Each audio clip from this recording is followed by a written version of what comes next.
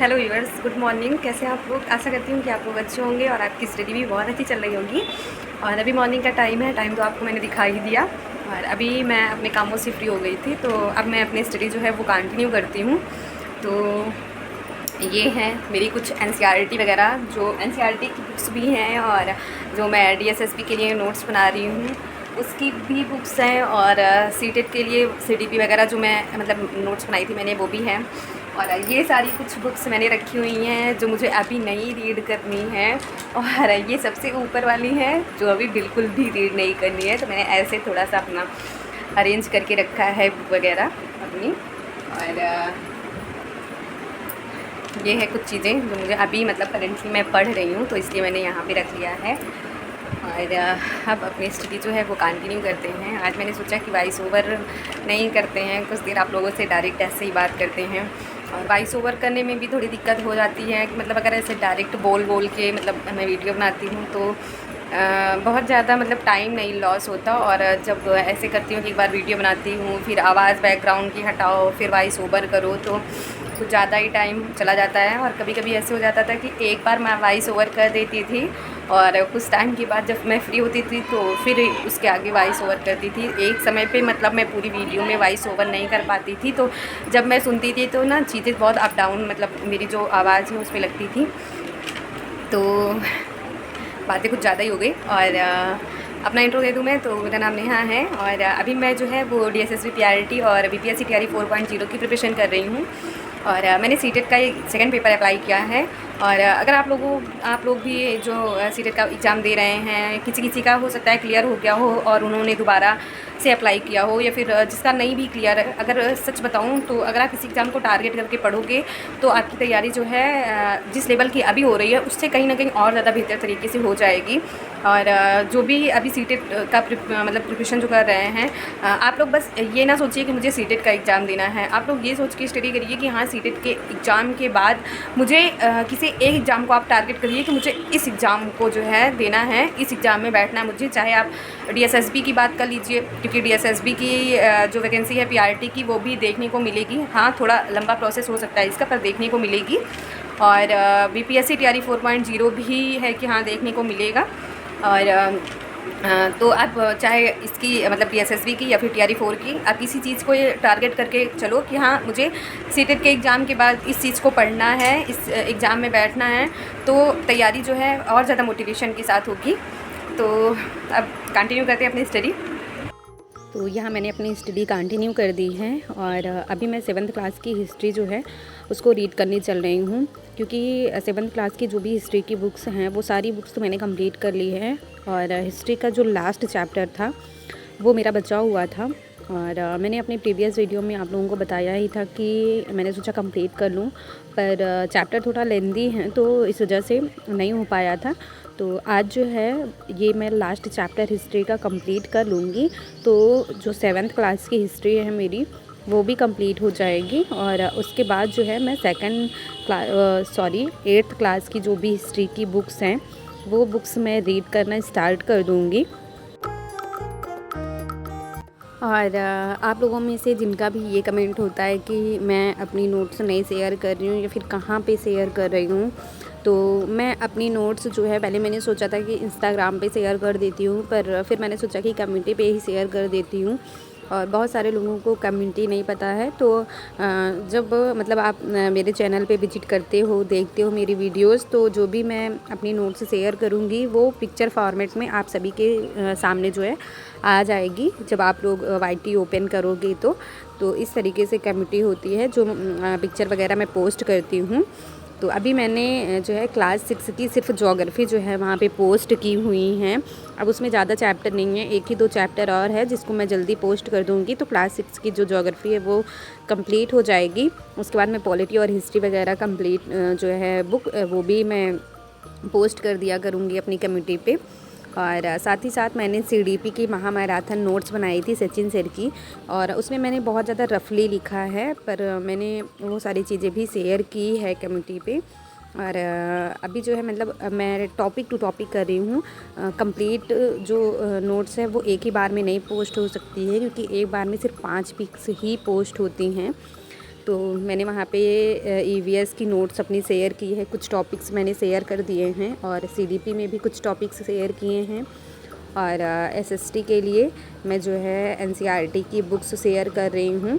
तो अगर आप लोग इंटरेस्टेड हैं, जिन्होंने नहीं देखा है, नहीं पढ़ा है, तो आप वहाँ से रीड कर सकते हो। और अभी जो है ये मेरे पास प्रैक्टिस सेट है। जब मैंने हिस्ट्री का लास्ट चैप्टर कंप्लीट कर लिया तो अभी ये मैं यहाँ पे प्रैक्टिस करने लगी हूँ। और ये मैंने बुक मंगाई थी जब मैं सीटेट की प्रिपरेशन कर रही थी उस टाइम पे। तो उस टाइम पे मैंने कुछ प्रैक्टिस सेट लगाए थे इस बुक से, ज़्यादा तो नहीं लगाया था। और मैंने अरिहंत या फिर यूथ का मंगाया था पर वो नहीं मिल पाया था। तो ये आर गुप्ता ऐसे ही मतलब कोई बुक है जिससे मैं प्रैक्टिस कर रही हूँ। इस बुक में मतलब आपको सेकंड पेपर के सारे सब्जेक्ट मिल जाएंगे, पर अगर आपका सेकंड लैंग्वेज संस्कृत है तो इसमें संस्कृत सब्जेक्ट नहीं मिलेगा, उसकी जगह पे आपको इंग्लिश मिल जाएगी और सेकंड पेपर कंप्लीट मिल जाएगा इसमें। तो यहाँ मैं प्रैक्टिस कर रही हूँ और अभी मेरे पास ज़्यादा टाइम नहीं था, तो इसलिए मैंने सारे सब्जेक्ट का प्रैक्टिस नहीं सॉल्व किया। यहाँ पे मैं सिर्फ जो है सीडीपी का सॉल्व कर पाई मैं, क्योंकि टाइम नहीं था उतना मेरे पास भी, मुझे लंच भी बनाना था। तो यहाँ पे मैं सॉल्व कर रही हूँ, आप लोग देख सकते हो। और जितना भी मार्क्स आएगा मैं अभी आप लोगों के साथ शेयर करूँगी कि मेरे कितने मार्क्स सीडीपी में बने हैं। और बाकी चीज़ें जो है मैं रात के टाइम में जब अपना सारा काम करके फ्री हो जाऊँगी तो मैं बाकी सब्जेक्ट जो है वो भी सॉल्व करूँगी कि कितने मार्क्स हो रहे हैं मेरे। तो अभी मैं काउंट कर रही हूँ यहाँ पे कि कितने मार्क्स सीडीपी में बन रहे हैं। हॉनेस्टली शेयर करूँगी मैं, इसमें कोई वो नहीं है कि मैं बढ़ा चढ़ा के कुछ भी बताऊँ।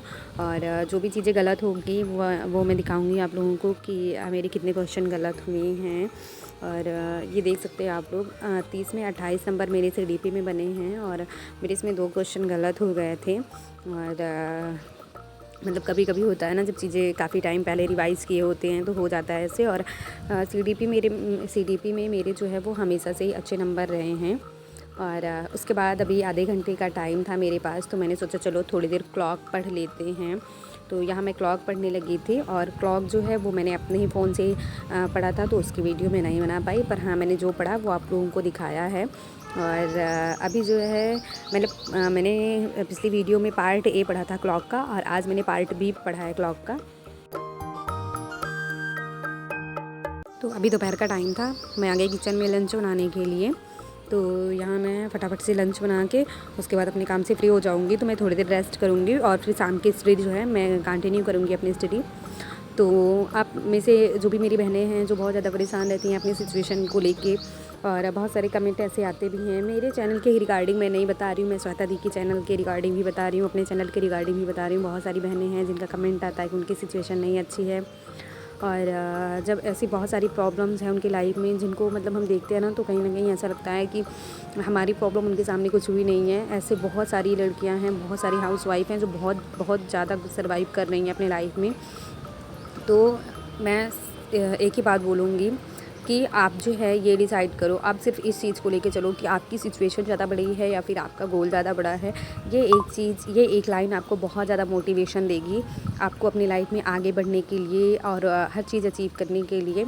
तो संघर्ष जो है हर किसी के जीवन में है, ऐसा नहीं कि किसी के जीवन में संघर्ष नहीं है। जिसके पास सब कुछ है वो भी परेशान है, आप देख सकते हो।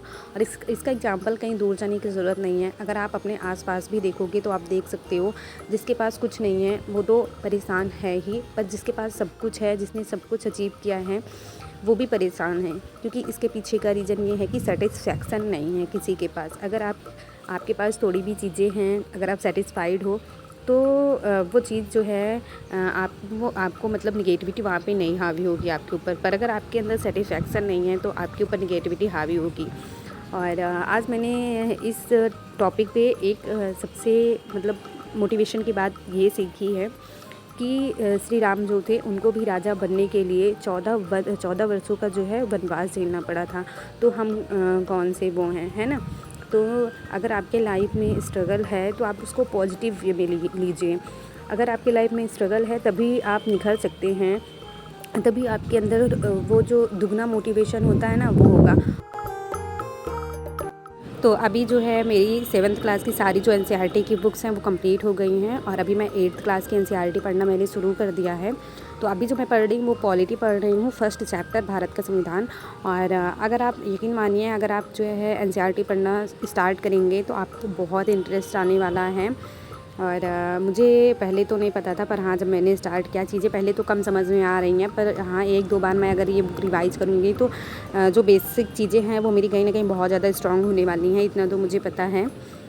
तो सेकंड पेपर की तैयारी मैं कुछ इस तरीके से कर रही हूँ, मतलब एनसीईआरटी और प्लस सीटीपी की महामैराथन की नोट्स मैंने बनाई थी अपनी, और वहाँ से। और बुक तो मैंने आपको दिखाई है कि किस बुक से मैं संस्कृत पढ़ रही हूँ। तो इस तरीके से मैं सीटेट सेकंड लैंग्वेज की प्रिपरेशन कर रही हूँ। तो ये थी कुछ बातें जो मैंने आप लोगों के साथ शेयर की है और अपनी डे बाय डे जर्नी में आप लोगों को बताती हूँ। तो अब मिलते हैं आप लोगों से नेक्स्ट ब्लॉग में, तब तक के लिए बाय बाय, टेक केयर।